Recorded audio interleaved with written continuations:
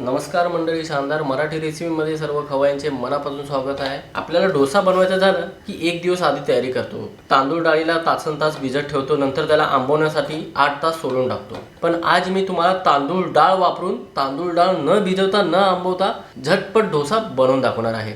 Same structure same taste, काहीच फरक नाही। फक्त फरक इतका असतो की आपण नैसर्गिक पद्धतीने आंबवतो आणि हा डोसा जो बनवत आहे मी तुम्हाला झटपट बनवून दाखवत आहे। म्हणून ही रेसिपी शेवटपर्यंत पहा, लाईक नक्की द्या। रेसिपी आवडल्यास एक मोठंसं भांडं घ्यायचं आहे आणि याच्यामध्ये आपल्याला 1 कप तांदूळ घ्यायचे आहे। तांदूळ कोलम तांदूळ आहेत, तुम्ही कोणतेही जुने तांदूळ वापरू शकता, फक्त इंद्रायणी तांदळाचा वापर करू नका। आणि तुमच्याकडे कपाचं मेजरमेंट नसेल तर तुम्ही कोणतीही वाटी सेट करा, त्याच वाटीने संपूर्ण माप घ्यायचं आहे, म्हणजे रेसिपी अजिबात चुकत नाही। ते आपल्याला 1 चमचा मेथी दाणे वापरायचे आहेत। मेथी दाणे वापरल्याने काय होतं, एक तर टेस्ट याची बॅलन्स राहते, शिवाय रंग सुद्धा चांगला येतो। म्हणून इथे आपल्याला मेथी दाणे वापरायचे आहेत 1 चमचा।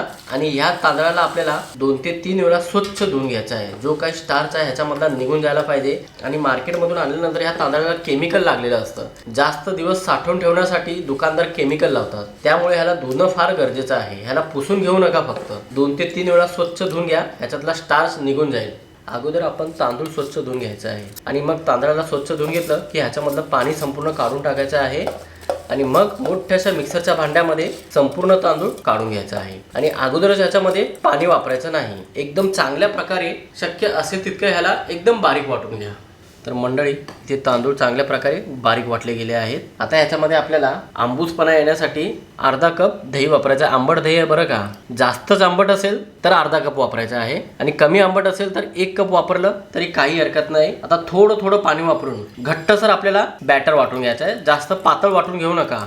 तर मंडळी, तांदूळ वाटून त्याचं बॅटर तयार झालं की मोठ्याशा भांड्यामध्ये काढून घ्यायचं आणि ह्याची कन्सिस्टन्सी पाहू शकता, हलकीशी घट्टच ठेवलेली आहे। अगोदरच पातळ करायची नाही, नाहीतर काय होणार, रेसिपी चुकण्याची जास्त शक्यता आहे। संपूर्ण बॅटर आपल्याला असं भांड्यामधून काढून घ्यायचं आहे आणि ह्याला एकदम बारीक वाटलेलं आहे, शक्य होईल तितकं मी बारीक वाटून घेतलेलं आहे। हलकसं रवाळ आहे, बारीक रव्यासारखं रवाळ असलं तरी चालेल। ह्याचं कारण असं की आपण तांदूळ भिजत ठेवलं नव्हतं, म्हणून थोडंसं रवाळ राहणारच, एकदम हलक्या प्रमाणामध्ये रवाळ राहणार। आणि तांदूळ भिजवून डोसा आपण करतो तर त्याचं टेक्स्चर एकदम स्मूथ येतं, म्हणून इथे काळजी घेऊ नका। हलकसं रवाळ वाटलं गेलं तरी चालेल, पण जास्त रवाळ वाटून घेऊ नका। थोडा वेळ ह्याला बाजूला ठेवून आता सेम कपने पाव कप आपल्याला उडदाची डाळ घ्यायचा आहे। उडदाच्या डाळीला सुद्धा आपल्याला स्वच्छ धुवून घ्यायचं आहे, ह्याच्यामधला सुद्धा स्टार्च निघून जायला पाहिजे।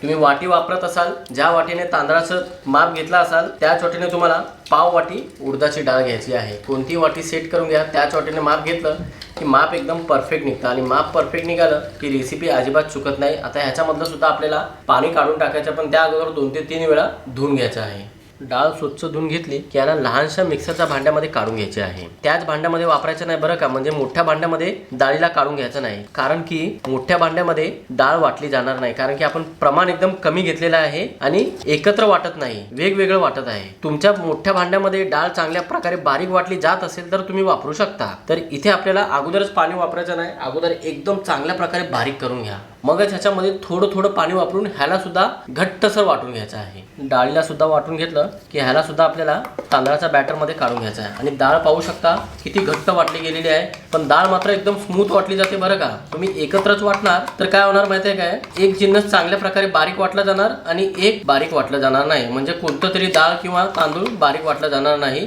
कारण की आपण भिजवलेलं नाही। पुन्हा एकदा सांगतो, चांगल्या प्रकारे संपूर्ण भांड्यामधून आपल्याला हे मिश्रण म्हणजेच की हे बॅटर काढून घ्यायचं आहे आणि या भांड्यामध्ये थोडंसं पाणी टाकायचं आहे।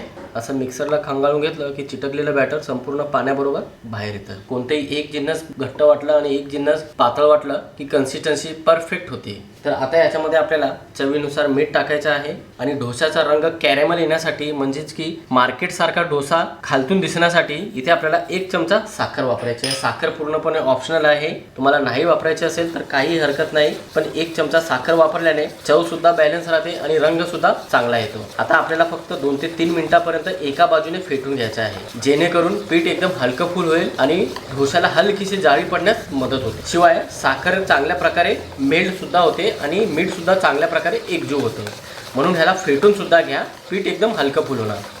तर मंडळी 2 ते 3 मिनिटांपर्यंत एका बाजूने फेटून घेतल्याने एकतर दोन्ही पीठ चांगल्या प्रकारे एकजीव सुद्धा झालेले आहेत आणि पीठ चांगल्या प्रकारे हलकं फुल झालेलं आहे आणि रिझल्ट एकदम परफेक्ट येणार बरं का।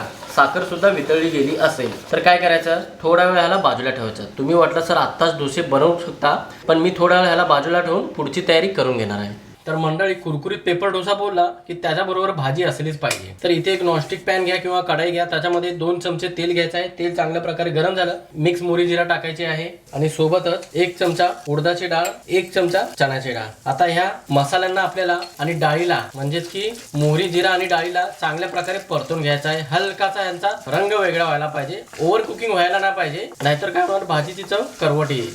असं फक्त 1 मिनिटापर्यंत आपल्याला परतून घ्यायचं आहे, म्हणजे डाळीचा कच्चेपणा निघून जायला पाहिजे, हलकासा रंग वेगळा व्हायला पाहिजे. आता इथे यावेळेस आपल्याला 1 ते 2 मिरची बारीक कापून घ्यायच्या आहे, थोडंसं कढीपत्ता टाकायचा आहे आणि ह्यासोबतच एक मोठ्या आकाराचा कांदा उभा कापून घ्यायचा आहे.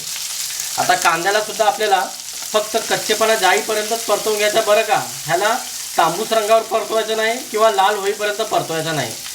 जसं आपण चायनीजसाठी भाज्या एकदम कुरकुरीत ठेवतो ना, तसंच आपल्याला कांदा कुरकुरीत ठेवायचा आहे. गॅस मात्र फास्ट करायचा आहे. गॅस स्लो केला तर कांदे नरम पडणार, कांद्याला पाणी सुटून आणि कांदे जास्त भाजले जातील, म्हणजेच की शिजले जातील. पुन्हा 1 मिनिटापर्यंत मी याला परतवून घेतलेला आहे कांद्याला. आता याच्यामध्ये आपल्याला एक लहान आकाराचा टमाटर बारीक कापून घ्यायचा आहे आणि सोबतच चवीनुसार मीठ टाकायचं आहे, टमाटर चांगल्या प्रकारे शिजण्यासाठी, म्हणजेच की भाजून नरम होण्यासाठी. म्हणून इथे मीठ वापरायचं आहे आणि पुन्हा आपल्याला 1 मिनिटापर्यंत गॅस फास्ट करून परतवून घ्यायचा आहे. असं 1 मिनिटापर्यंत प्रत्येक जिन्नस आपल्याला स्टेप बाय स्टेप परतून घ्यायचा आहे, म्हणजे यांचा कच्चेपणा पण राहणार नाही आणि जास्त हे नरम सुद्धा होणार नाही. आता इथे यावेळेस आपल्याला 2 मोठ्या आकाराचे बटाटे उकडून घ्यायचे आहे, त्याला हाताने मॅश करून घ्यायचा आहे, किसून घेऊ नका. आणि सोबतच रंग चांगला येण्यासाठी पाव चमचा हळद टाकायची आहे आणि बारीक कापलेली कोथिंबीर टाकल्यावर बटाट्याला 2 मिनिटापर्यंत परतून घ्यायचा आहे आणि चांगल्या प्रकारे एकजीव सुद्धा करायचा आहे, म्हणजे रंग सुद्धा चांगला येईल हळद चांगल्या प्रकारे एकजीव झाल्यावर. तर मंडळी, भाजी पूर्णपणे तयार झालेली आहे. तुम्हाला भाजी जास्त चटपटीत हवी असेल तर तुम्ही ह्याच्यावर अर्ध्या लिंबाचा रस सुद्धा पिळू शकता. अशी भाजी चांगल्या प्रकारे तयार झाली की ह्याला एका प्लेटमध्ये काढून थंड करून घ्यायची आहे. तर मंडळी, आता फटाफट आपल्याला डोसे बनवायचे आहेत, पण त्या अगोदर इथे आपल्याला डोश्यामध्ये कुरकुरीतपणा येण्यासाठी इथे मी सोडा नाही वापरणार. सोडा वापरायचा पण नाही, सोड्याने रिझल्ट चांगला येणार नाही, शिवाय सोड्याचा वास येणार. तर सोड्या जागी इथे आपल्याला एक लहान पॅकेट इनो वापरायचा आहे आणि सोबतच अर्धा ते 1 चमचा पाणी वापरायचं आहे, इनो चांगल्या प्रकारे ऍक्टिव्ह होण्यासाठी. आता चांगल्या प्रकारे ह्याला एकजीव करून घ्यायचा आहे. इनो पूर्ण बॅटरमध्ये ऍक्टिव्ह व्हायला पाहिजे.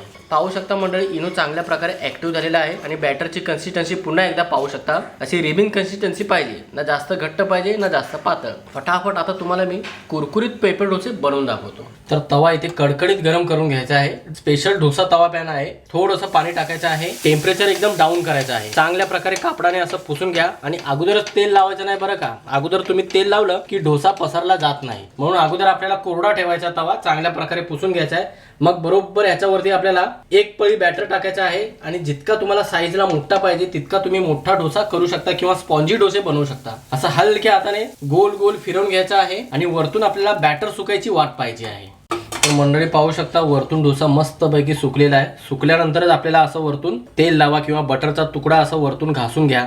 आता मस्तपैकी ह्याला लाल रंग येईपर्यंत आपल्याला वाट पाहिजे आहे आणि गॅसला आपल्याला मंद ठेवायचा, फास्ट ठेवायचा नाही. तर मंडळी पाहू शकता आपण, मस्त डोशाला लाल रंग आलेला आहे आणि हा लाल रंग आलेला आहे साखरेमुळे आणि मेथीदाण्यामुळे. म्हणून साखर आणि मेथीदाणे परफेक्ट प्रमाणामध्ये वापरलं की मस्त असा लाल रंग येतो. आणि पाहू शकता, जबरदस्त असा पेपर डोसा तयार झालेला आहे आणि जितका दिसायला सुंदर दिसतो, खाण्यासाठी तितका चविष्ट लागतो, आंबवलेला पिठासारखा. आता ह्याला मी बाजूला काढतो आणि अशाच पद्धतीने संपूर्ण डोसे तयार करून घेतो. दुसरा डोसा बनवताना पुन्हा एकदा पाणी टाका आणि चांगल्या प्रकारे पॅनला पुसून घ्यायचा आहे. असं प्रत्येक टप्प्याला आपल्याला करायचं, प्रत्येक डोसा बनवताना. आता डोसा खायची इच्छा झाली की तासनतास डाळ तांदूळ भिजवायचं नाही किंवा त्याला तासनतास आंबवायला ठेवायचं नाही.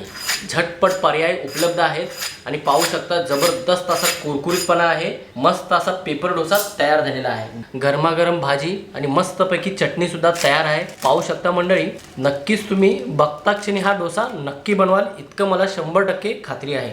तर मंडळी, आजची ही रेसिपी कशी वाटली नक्की कळवा तुमची प्रतिक्रिया कमेंट बॉक्समध्ये. चला तर मंडळी, अशाच नवनवीन रेसिपीसह पुन्हा एकदा भेटूया. धन्यवाद.